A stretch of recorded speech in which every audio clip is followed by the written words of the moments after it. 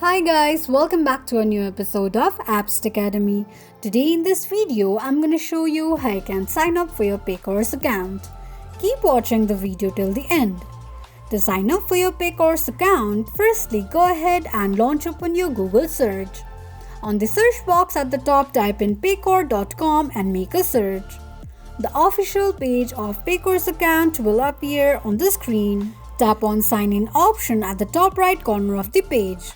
On the next page, tap on Register Here option. Select your language you prefer, enter your last name, your access code provided by your employee, your email address and tap on Next. Follow the prompts till the end in order to sign up for your Paycor's account, and that's how you will be able to sign up for your Paycor's account quickly and easily just in few steps. If you have any thoughts or queries, let us know in the comments section. Don't forget to subscribe to our channel. Also, press the notification bell icon so that YouTube will notify you whenever we post a new video. I hope this video was helpful to you. Thank you so much for watching.